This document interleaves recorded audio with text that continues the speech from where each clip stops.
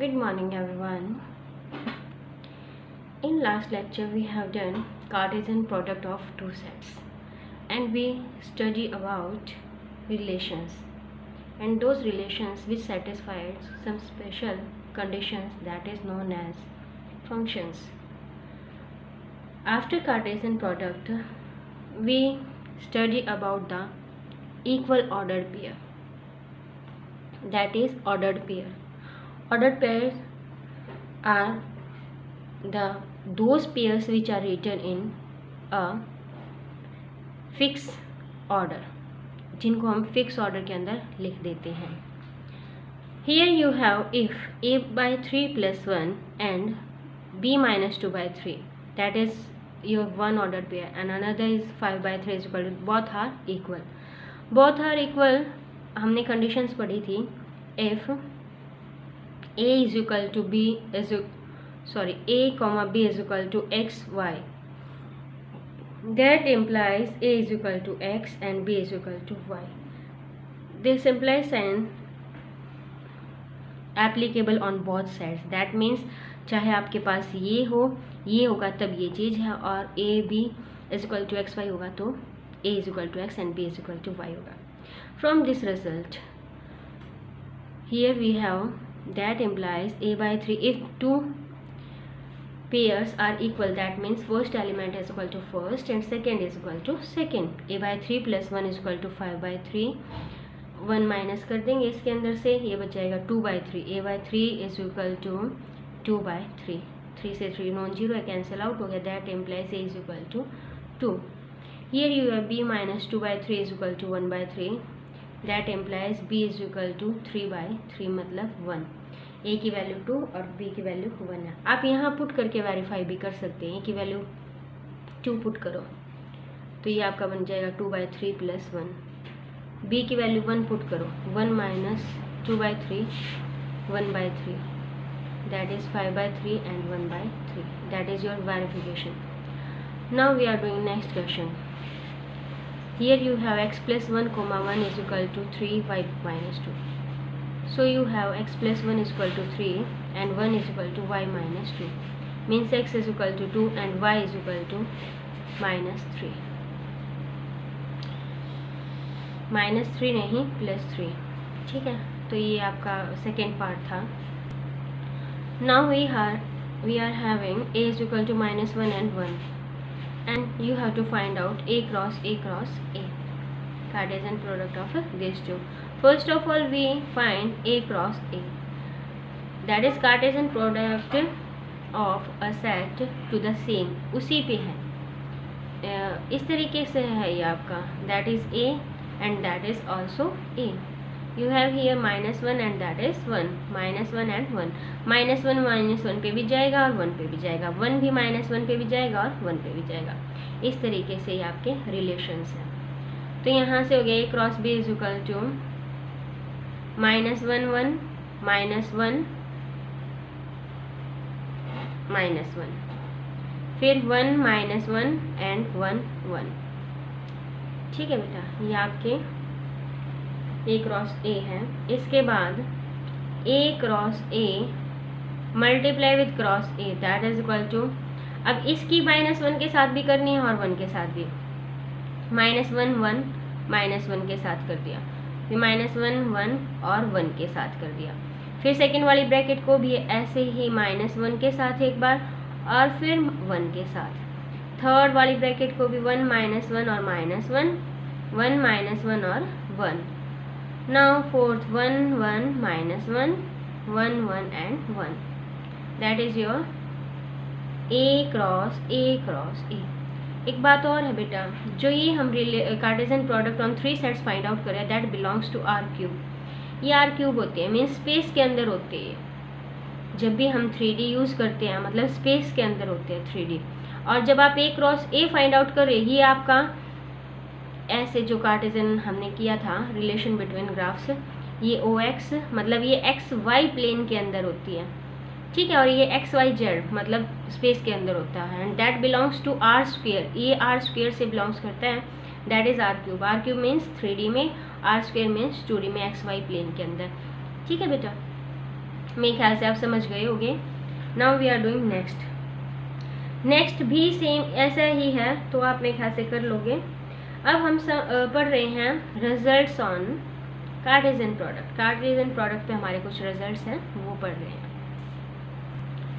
ये मैंने एक प्रॉपर्टी लिख दी, ये प्रूव करनी है आपको। ये कार्टेशियन प्रोडक्ट का सिंबल है और कार्टेशियन प्रोडक्ट को हम ऑन यूनियन और इंटरसेक्शन पे सॉल्व कर रहे हैं। हमारे पास है ये एक सेट है बी यूनियन सी और ये ए एक सेट है, तो वो क्या कह रहा है ए क्रॉस बी यूनियन सी, मतलब ए की कार्टेशियन प्रोडक्ट है किस सेट के साथ, बी यूनियन सी के साथ। तो वो किसके इक्वल होगी, ए की कार्टेशियन प्रोडक्ट बी के साथ और फिर आप यूनियन कर दो किसका, ए क्रॉस बी का ए क्रॉस सी से, दोनों सेम होंगे। तो हम पहले लेफ्ट हैंड साइड को लेके चलते हैं। लेफ्ट हैंड साइड को हम राइट हैंड साइड में कंटेन एंड इक्वल टू दिखा देंगे, फिर कन्वर्स पार्ट के अंदर हम इसके अंदर contain and equal to show कर देंगे। लेफ्ट हैंड साइड के अंदर है हमारा A cross B union C, तो हमें यहाँ से उठाना, और ये कार्टेशियन प्रोडक्ट है। कार्टेशियन प्रोडक्ट होता है तो हमारा जो एलिमेंट है, जो मेंबर है, वो ए क्रॉस ए कॉमा बी की फॉर्म का उठता है, मतलब एक पहला ए से और दूसरा बी यूनियन सी से। तो मैंने मान लिया let A B an arbitrary element, B an arbitrary element, arbitrary element, ये मैंने मान लिया। अब ए बी आर्बिट्रेरी एलिमेंट है एंड बिलोंग्स टू, किससे बिलोंग्स करवा रखा है हमने, इसके elements of A cross B union C. तो इसका मतलब क्या हुआ बेटा, मतलब A comma B belongs to A cross B union C, और that implies A belongs to A and मतलब B belongs to B union C। फिर यहाँ से आगे आपके पास A belongs to A and अब यूनियन की डेफिनेशन खोल देंगे यहाँ पे बेटा, B बिलोंग्स टू B और यूनियन के अंदर तो या तो इसमें या फिर इसमें या फिर दोनों के अंदर, तो या तो B बिलोंग्स में कर रहे या फिर और B बिलोंग्स टू C। अब ये एंड ओपन हो जाएगा इस A के साथ, पहले इस पे और फिर इस पे, that implies A belongs to A and B belongs to B, capital A लिखो यहाँ पे, और A बिलोंग्स टू A, ये सभी हम सेट्स में कर चुके हैं बेटा, and B belongs to C, ये हो गया। अब यहाँ से एंड के अंदर है, मतलब उनके दोनों के A belongs to A and B belongs to B, मतलब A क्रॉस B में भी हो गया।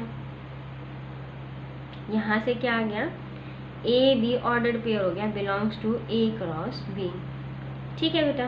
फिर और A बिलोंग्स टू A है और B बिलोंग्स टू C है, तो A B belongs to A cross C, और में है तो A B belongs to A cross B union A cross C, ठीक है बेटा।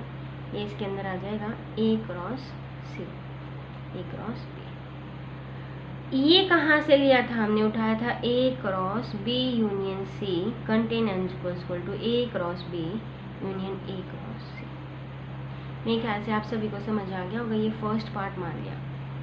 सेकेंड पार्ट में हम क्या करेंगे, कोई भी आर्बिट्रेरी इससे एलिमेंट मान लेंगे, एक पार्ट इससे A और B इससे, देखो बेटा इसका ही उल्टा खुलता जाएगा। इस तरीके से ही मैंने मान लिया, लेट एक्स वाई मान लेते, चलो ए बी मान लिया, तो हमने पहले X Y belongs to A cross B union A cross C, union में है बेटा, और फर्स्ट वाला फर्स्ट से और सेकेंड वाला सेकेंड से होगा, that means x belongs to A cross B, और यूनियन खोलेंगे ना तो y belongs to A cross C।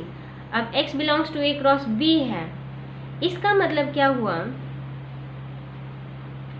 ये एक्स वाई है बेटा, x Y belongs to A cross B, और यहाँ भी x Y belongs to A cross, x belongs to A and y belongs to B, और x belongs to A and y belongs to C।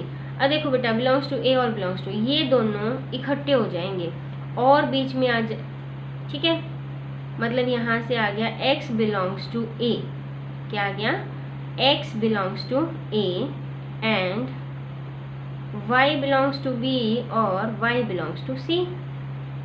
यही है बिल्कुल as it is, उल्टे step चल रहे हैं, x belongs to A and y belongs to B union C, अब दोनों में है और एंड है, मतलब x belongs to A cross B union C। यहाँ से बच्चों क्या हो गया कि जो ये एलिमेंट हमने कहाँ से उठाया था, A cross B union A cross C contain and equal to A cross B union C। ये फर्स्ट हो गया, ये सेकंड से। From first and second you get A cross B union C is equal to A cross B union and A cross C। अगर यहाँ intersection होता तो यहाँ इंटरसेक्शन हो जाता। ये दोनों प्रॉपर्टी इसी मेथड से होंगी। अब जो आगे की प्रॉपर्टी मैं वो डायरेक्ट लिख रही हूँ, उनके प्रूफ आप खुद करके देख सकते हैं। नेक्स्ट प्रॉपर्टी है A cross B minus C। तो ये क्या हो जाएगा बेटा, A क्रॉस B और फिर ये जो माइनस साइन है ये दोनों ब्रैकेट के बीच में हो जाएगा, A क्रॉस C, A की क्रॉस B के साथ, फिर माइनस A की क्रॉस A के साथ। अगर A cross B, A Cartesian product with B and B Cartesian product with A दोनों ही इक्वल हैं, तो ये दोनों तरफ से अगर A is equal to B है तो दोनों के कार्टेशियन प्रोडक्ट इक्वल हो गया, और दोनों के कार्टेशियन रिवर्स में भी इक्वल हैं तो दोनों सेट ही इक्वल होंगे। नेक्स्ट पार्ट हमारा है कि A सबसेट है किसका, B का, मतलब A के सारे एलिमेंट्स B के एलिमेंट हैं, लेकिन B सुपर सेट है। अगर सुपर सेट होगा तो B का कोई ना कोई there exist at least one element which does not belongs to the set A, तभी तो ये छोटा सेट और ये बड़ा सेट होगा, सुपर सेट बनेगा। अब आपको शो करना है A cross A contain N equal to A cross B। A की साइड का प्रूफ है इक्वल टू होता तो एक बार लेस देन इक्वल टू, मतलब कंटेन एन इक्वल टू होता, एक बार इसको इसके अंदर कंटेन लिखा था। A की तरफ का प्रूफ है। हमने सबसे पहले ही इसी को ले लिया और इसको लिया तो हमने क्या मान लिया कि हमारा A और B जो एलिमेंट है, arbitrary element, belongs to A cross A। इसका मतलब क्या हुआ, A belongs to A and B belongs to A। ठीक है, इसी को मैंने क्या लिख दिया, A belongs to A and B belongs to B and B belongs to B। क्यों लिखा है इसमें मैंने B, A क्रॉस A के अंदर था। देखो बच्चों, पहले तो हम B को A ही लिख देते हैं। That implies A belongs to A और B belongs to A, and इसी को दोबारा से फिर से लिख देते हैं, A belongs to A, B belongs to B। ये हो गया बेटा, ठीक है। अब एक चीज़ देखो, जो B है A is subset of B, ठीक है। अगर A के अंदर है और B A के अंदर है तो B बिलोंग्स टू B भी होगा, है ना। तो इसके प्लेस पे हमने B बिलोंग्स टू A की जगह B बिलोंग्स टू B भी कर दिया। That implies A belongs to A and B belongs to B। Reason पीछे क्या दे देंगे, रीज़न के लिए A contain N equal to B, मतलब that implies A B belongs to A और A B belongs to B। ये इसका रीज़न हो जाएगा अंदर बेटा, यहाँ पे मैंने लिख दिया।